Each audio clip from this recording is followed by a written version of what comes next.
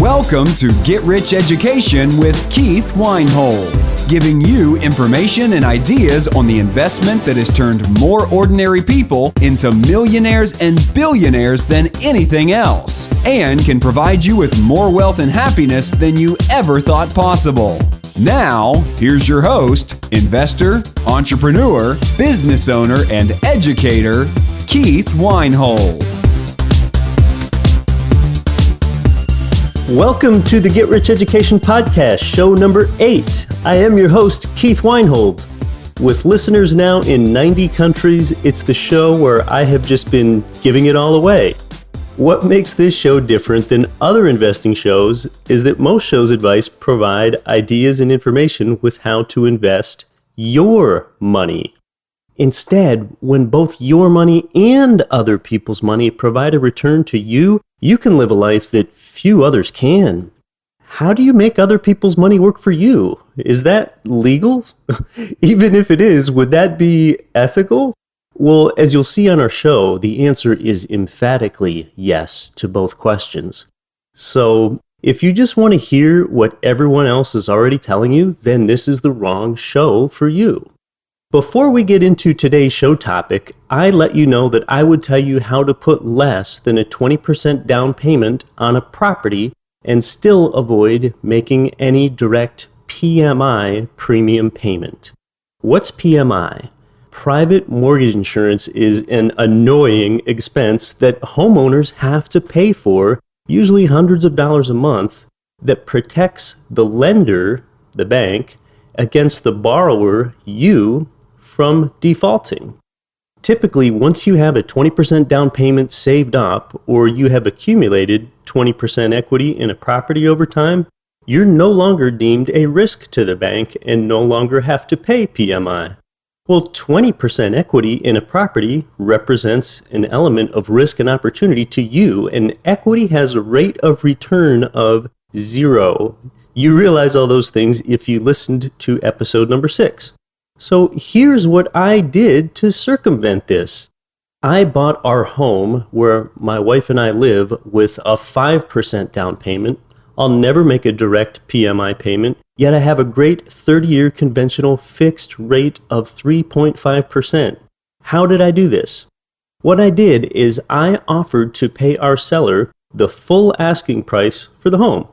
And in exchange, I asked the seller to pay all lender allowable buyer closing costs up to $13,000. Now, this appeared very reasonable to the seller because I presented it through our agents as I'm going to go ahead and give the seller their price, but it's going to be my terms. That sounds reasonable and fair. You get your price, I get my terms, we can all agree.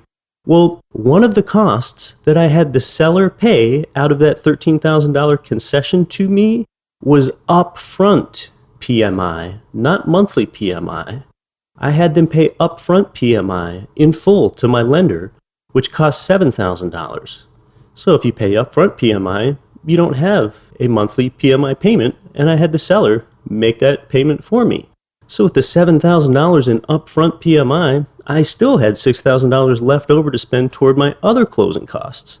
It does help to have a strong credit score and use a loan originator with low PMI rates, and that might be a credit union. All right, so what are the benefits to me from doing this? Well, that $7,000 paid in upfront PMI is effectively a mildly inflated purchase price that I'm paying at just 3.5% interest. Well, that's only an extra $31 a month, $7,000 at 3.5% interest over 30 years, and that's tax deductible. Compare that to the $250 a month that I would have paid every month that I owned this home if I were making those monthly PMI payments with that same loan in place. With the 5% down payment that I put on our home, which was about $25,000 for a $500,000 property, now note that 5% appreciation in the $500,000 property, that's $25,000 of annual appreciation. Well, that's a 100% return on my down payment.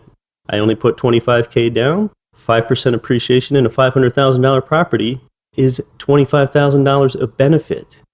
All right, so the 15% difference The difference between the normal 20% down payment I would have made minus a 5% actual down payment, well, that 15% that I didn't have to sink into this home is $75K. Well, I use that $75K as a down payment on another apartment building.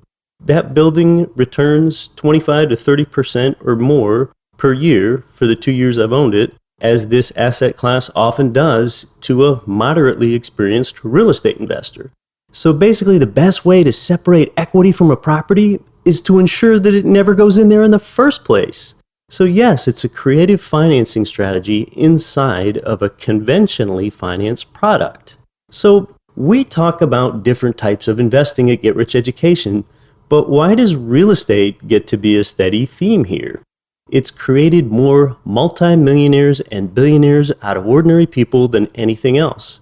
We teach you about real estate investing where you're not managing the property. That is too much work. I did it myself for 5.5 years. That's a part-time job more than an investment. Try to manage too much property and soon your properties are managing you. That's not the key to a better life. With real estate, you do make other people's money work for you at least 3 ways at the same time. First, you use the bank's money for the mortgage loan that can provide you, the property investor, with a leveraged rate of return. Secondly, you're using the tenant's rent income on a monthly basis, which typically exceeds the property's expenses, so that you have income in your bank account every 30 days that you don't have to work for. That's the only way to buy that property, if the income exceeds the expenses. And then thirdly, you're using other people's money as the government's money because they give you extremely generous tax incentives for providing housing. You provide housing to others, unquestionably creating and maintaining great value for society. But operate with integrity. I provide housing for families that is clean, safe, affordable, and functional. As long as I'm doing clean, safe, affordable, and functional, I can feel good about what I'm directly providing society and feel like I'm deserving of a good financial return. To me, anything less than a 25% annual return on investment that first year of ownership is something that I consider disappointing in a rental property. Now, that's something that sounds almost irresponsible to say if you come from the traditional consumer credit world or the buy and sell stock investor world. My mission here is to make you more successful than me, faster than me. Well, how could I reasonably expect to do that? I've been investing in real estate for more than 12 years, and I've spent thousands of hours and tens of thousands of dollars traveling to seminars, workshops, field trips, listening to audio programs, subscribing to websites, reading books, and I've just been giving it all away here.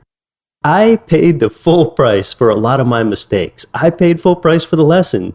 You can listen to me for free and avoid mistakes, limit your opportunity cost, save time, and maximize your investment gains. I'll just simply tell you exactly how I do what I do, and I'll even hook you up with my contacts. You're approaching this from a smart angle. Now that we've set the table a little, you've probably heard me say on the show before that any investing, including real estate investing, starts with you. What do you want out of life? Secondly, it's about the market. Third, it's about the team of real estate professionals that you've chosen.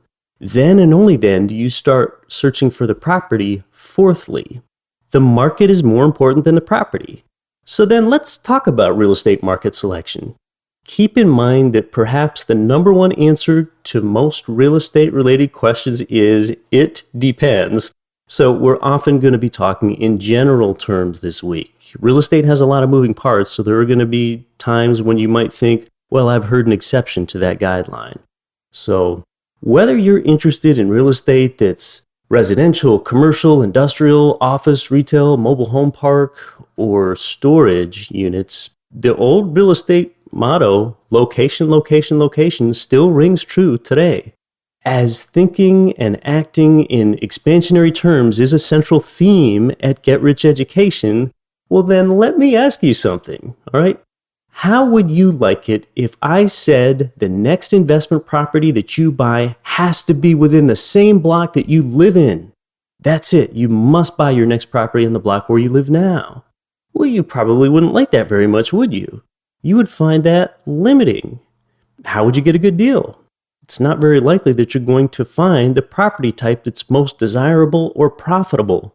You might even have to wait a while for anything to come up for sale on your block. What if we opened that up to a 6 square block area? Probably still pretty limiting on what you would have to choose from. What if we open that up and say you must buy a property only on the southwest side of the town that you're living in? There we're opening it up some more, and maybe you could find a suitable one now. It's still pretty limiting. Why limit yourself? Open it up to the entire town or city and its surrounding suburbs. Now we've increased the chances of you finding a suitable property. What if we opened it up to your entire state or province that you live in? What if it's open to an entire group of states in your part of the country, including places that are now a full day's drive from your home? What about the entire nation? What about the whole world? Well, when we begin talking about property a full day's drive or more from your home, you aren't going to be able to effectively manage them. How would you show a vacant apartment to prospective tenants? How would you replace a leaky faucet? Well, we've talked about it before. Management isn't your best and highest use anyway.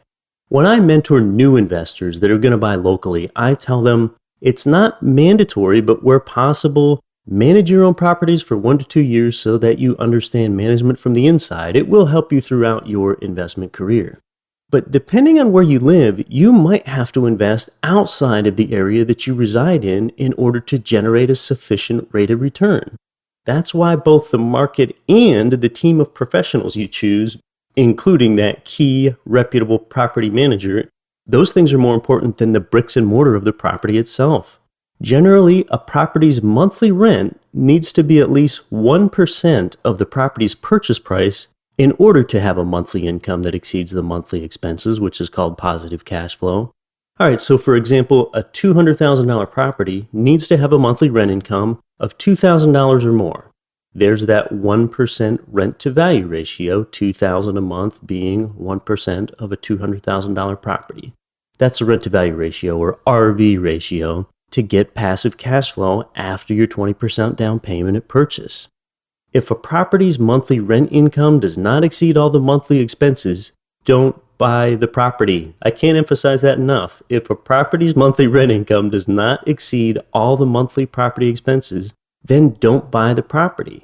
But you can't find properties that generate those kind of returns in every region of the U.S. If you're interested in buying investment property, it's not merely about finding cheap houses. What good is a cheap house if the market's no good? In Detroit or Flint, Michigan, a $500 house is no good if no one wants to live there and no one has a job to pay the rent and you still have a property tax bill and other ongoing operational expenses. In Dallas-Fort Worth, you can buy a pretty looking, newer built brick rental home in a great suburban neighborhood for $125,000 in an area where the population and jobs are growing. The market dictates the kind of rental property you can or should buy to get something profitable. Just because a house is pretty or that you would want to live there yourself, that's not a reason for buying a property either. That's an awful reason alone for buying an investment property that will generate an adequate rate of return for you. You want to buy a property where the monthly rent income exceeds all the monthly expenses and the overall value of the home has a reasonable chance to appreciate every year. These things are dictated by the market that you're investing in, and typically that means geographically. Though technology is eroding those geographic differences, geography is still extremely important and will continue to be for a long time. Now, in the future, I'm going to have some investment property providers and property managers appear on the show here that represent markets where real estate investors have received some good returns, including markets that I've invested in myself. You can do your own research, too, on what you think might be a good market for you to invest in. Check citydata.com. It's city-data.com. It shows you everything from crime rates to weather patterns to municipal drinking water quality. There's average commute time to work, demographic data, all sorts of things. See if the population is going up or down in a major metro that you might be interested in. Check both the inner city statistics and the MSA, Metropolitan Statistical Area, as urban areas populations are so sprawled out in the U.S.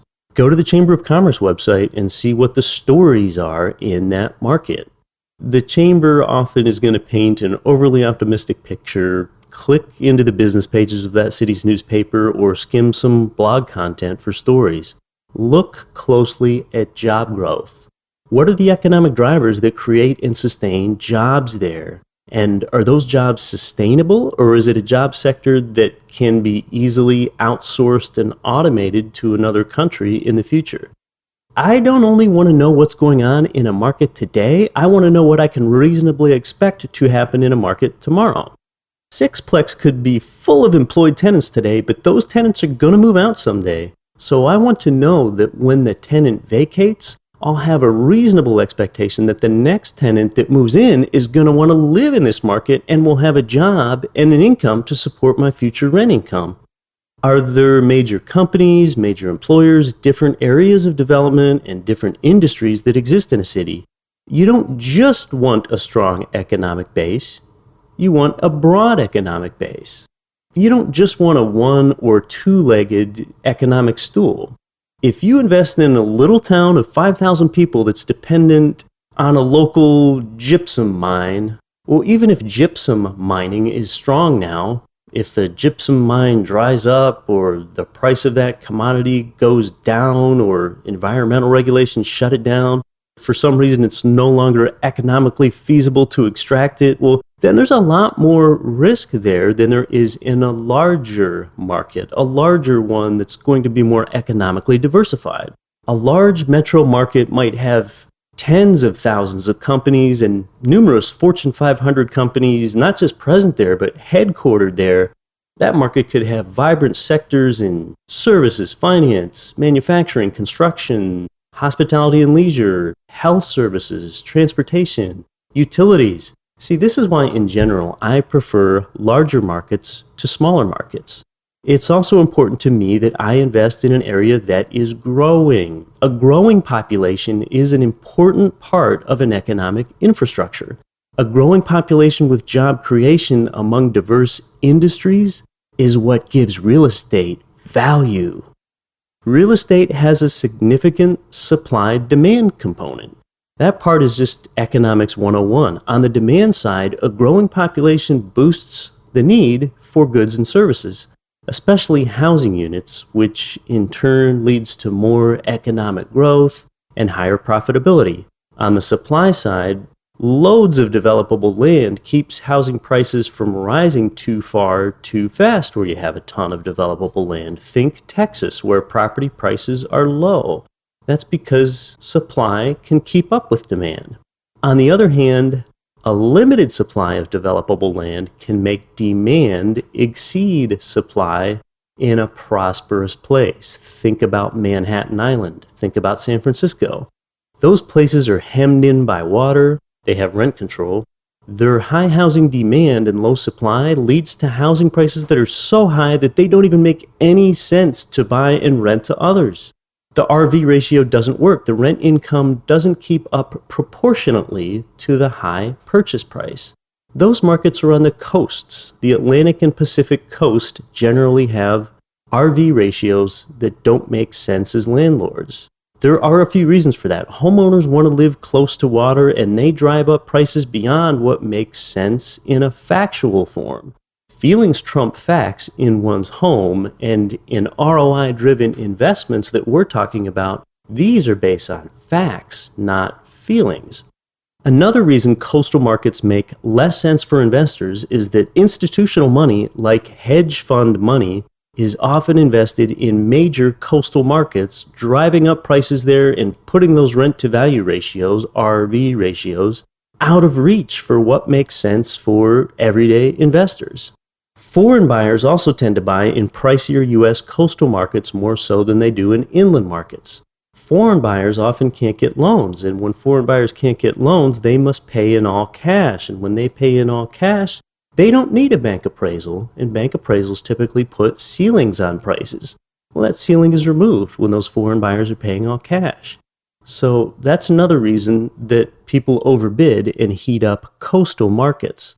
A rising tide lifts all boats in a market, but it doesn't lift up the rent amount enough to justify the higher purchase prices for investors like us in those coastal markets. Typically, states and areas with more affordable housing tend to be those that are profitable for real estate investing. They have more favorable RV ratios, like we mentioned earlier. Where are those places in particular? We're talking about places like Texas, Oklahoma, Tennessee, Georgia, Alabama, Indiana, Ohio, just to start naming a few states with areas with those favorable RV ratios. What types of industries can make for a good real estate market? For starters, energy markets are really great, natural resource markets, or transportation hub markets. So what makes those so great? It's because those jobs are the types that are tied to the land and they cannot be easily outsourced or automated. Your tenants have those jobs, and as investors, we want them to stay tied there so they can keep paying us rent. An oil field worker has to extract oil off the wellheads where that oil reserve is. They can't live in Taiwan. They need to live in Minot, North Dakota, or Odessa, Texas, or wherever the oil is. Memphis, Tennessee has long been the number one major metro market known for providing the best cash flow to real estate investors. Why there? Because it's a transportation hub. FedEx's hub is at Memphis International Airport. The cargo moves through there. Memphis has the highest volume cargo airport in the U.S., second in the world. Well, those jobs are geography specific. Those jobs cannot be easily outsourced or automated, if they can at all. Even though Memphis is inland, it's on the Mississippi River, so Memphis is a non-coastal water transportation hub. It only costs 1/12 as much to move goods over water than it does over land. We keep our eye on technology at Get Rich Education, and 3D printing promises to disrupt the way goods are shipped, but you will still need to ship the big stuff and the valuable stuff through Memphis anyway. Memphis also has a vibrant healthcare sector, and that promises to continue increasing in importance in jobs. So you need to take a lot of things into consideration and make decisions based on what you think. When I first looked into a place like Memphis as an investor market and learned that you could buy single-family homes with a decent tenant in them for $60,000, I thought, how can that be? What are they made of? Legos? I mean, that just doesn't make sense. I mean, seriously, $60K isn't even a down payment in my home market of Anchorage, Alaska, but Memphis represents a good opportunity. It's not merely because the homes are inexpensive, it's that in Memphis, the homes happen to be inexpensive in a market with sustainable jobs and good RV ratios. Leaving Memphis and just talking generally, what about the landlord and tenant law in the state or city that you're investing in? That can have all kinds of ramifications. If your tenant gets behind on payments, you want your manager to be able to file for eviction and have your non-paying tenant out in weeks, not months, or else you're sustaining zero rent income as the property owner. Now, since your team of professionals is more important than the property, you want to pick a manager that screens tenants well so that you don't have to deal with this. We're going to have some good property managers on the show, and you can find out how to contact them. What about the school district that your rental property is in? Your kids aren't going to school in an out-of-state market that you choose to invest in, but if you buy in a good school district to attract tenants, then they're going to want to put their children in that school district, so that's a good thing for you. You can already see the advantages of having some local market intelligence and not doing everything on your own. There's advantages to your home market, however, right where you live. You do have things like in-state financing and networking with others to find local deals that are not publicly available. So I don't completely discount investing locally, but even so, it's good to be in multiple markets for diversification. Now, most any of the topics I just hit above are worthy show topics in themselves. This is just an overview. So if you're new to real estate investing, this is what I'm talking about with not hurrying. Rather, educate yourself on investing first. Knowledge decreases risk. Decreased risk decreases fear and increases confidence and competence and leads to intelligent action and is more likely to result in winning investing and ultimately a better life for you. So study the real estate market of interest to you a little bit and get some context there before you go there. We'll get those types of people here on the show for you later on. Shoot, sometimes these people will even pick you up from the airport when you go visit their market. So how do I look at a market through my own eyes, and what do I get from showing up there in person other than an interesting experience? Well, I get to tell you about it for one thing. I did a property tour of Philadelphia 3 months ago. Why Philly? Well, the inner city population is growing as Americans are embracing urban living again. There is a lot of diversified economic activity there. That's a big market.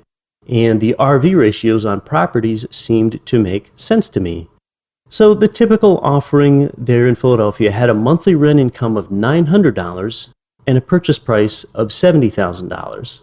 $900 is more than 1% of $70,000, so there's my 1% minimum rent to value ratio that makes me want to look into it further. So the CEO of a Philadelphia turnkey investment company gave me a tour of their investment properties. He just gave me a ride around in his car. His voice was nearly hoarse because he spent the day before cheering at the Philadelphia Eagles game.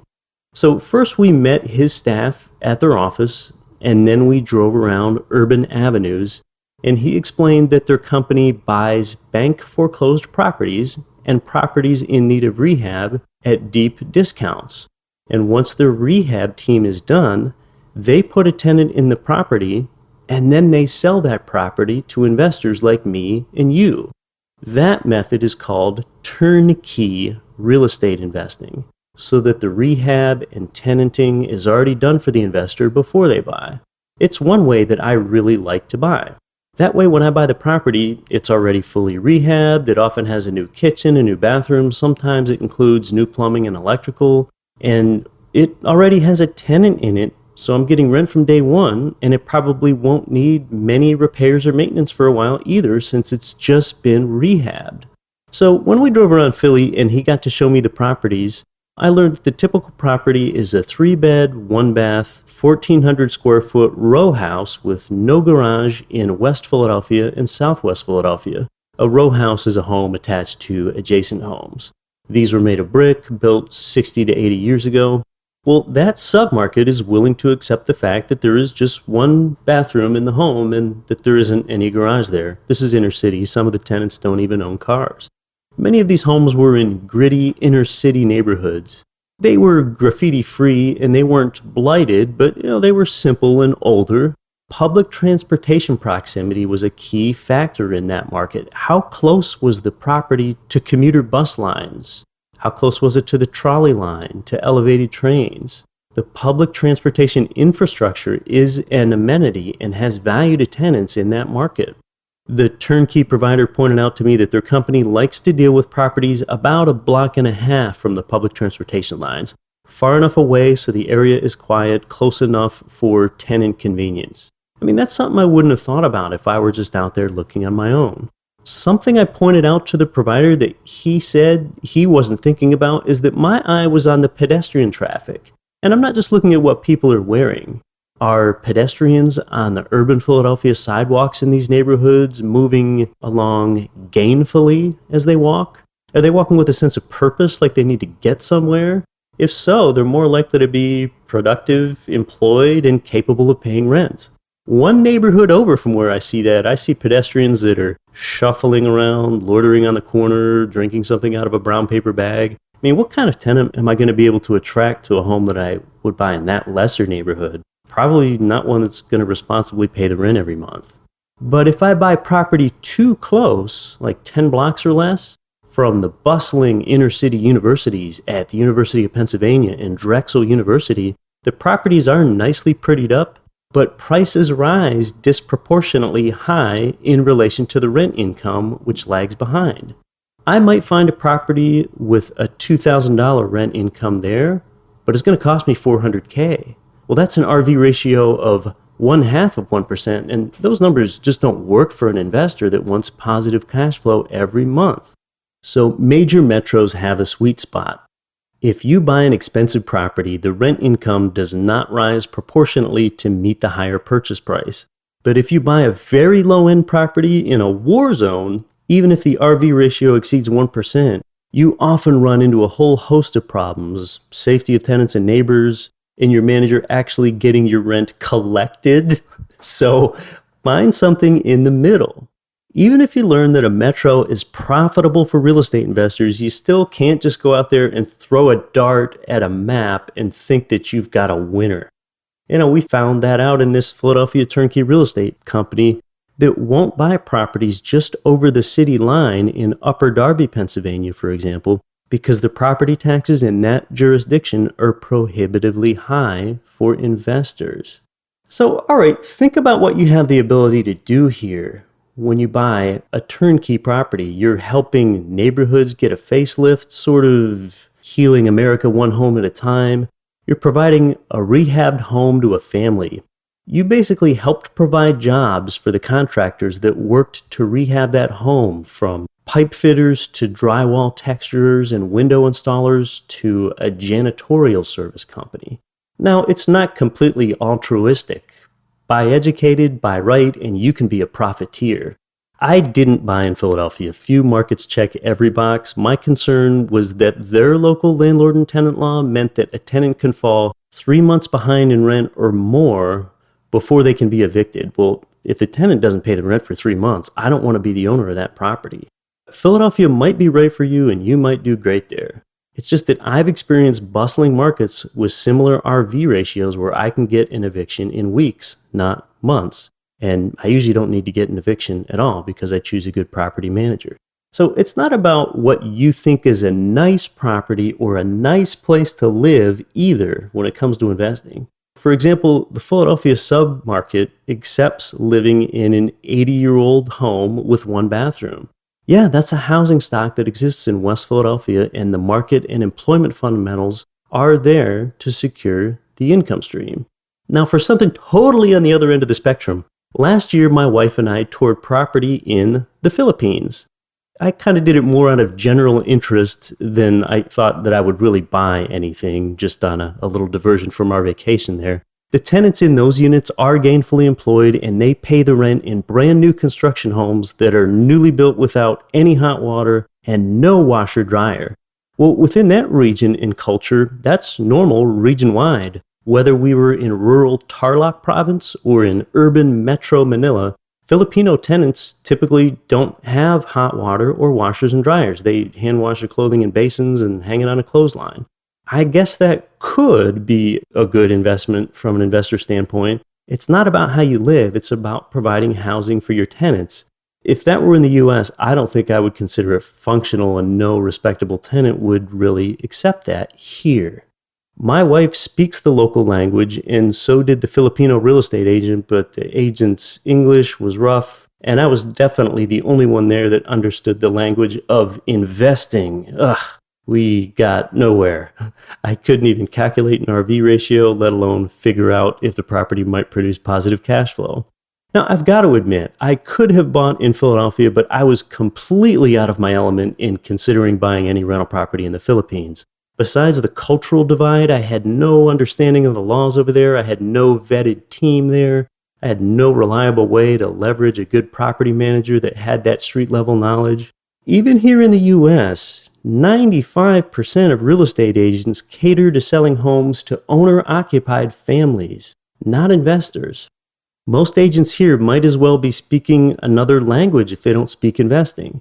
So as you can see, hooking up with a reputable, on-the-ground investment property provider and a property manager in a market is essential. Though it's possible, it would be difficult for you to gain a lot of this knowledge yourself. Well, how do you get into the right relationship?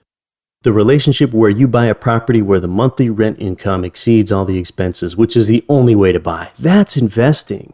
Buying and hoping that the rent income will exceed the property expenses someday, well, that's mere speculating. Why speculate when you can invest? Invest well. Bad investing comes from a lack of education and a lack of strategy.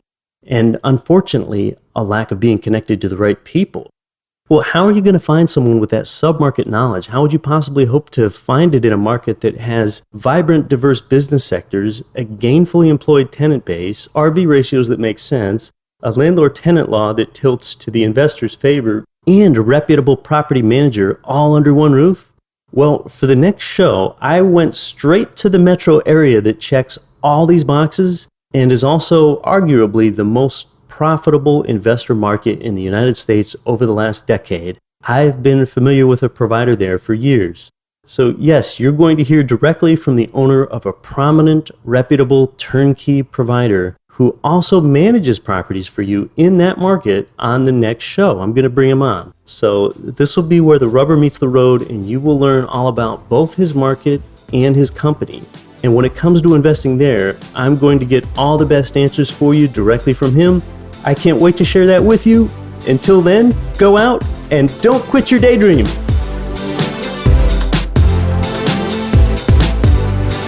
You've been listening to the Get Rich Education Podcast, telling you what the wealthy won't tell you about real estate and investing.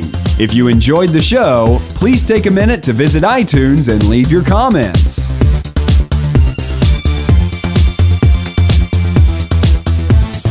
Nothing on this show should be considered specific, personal, or professional advice. Please consult an appropriate tax, legal, real estate, financial, or business professional for individualized advice. Opinions of guests are their own. Information is not guaranteed. All investment strategies have the potential for profit or loss. The host is operating on behalf of Get Rich Education, LLC exclusively.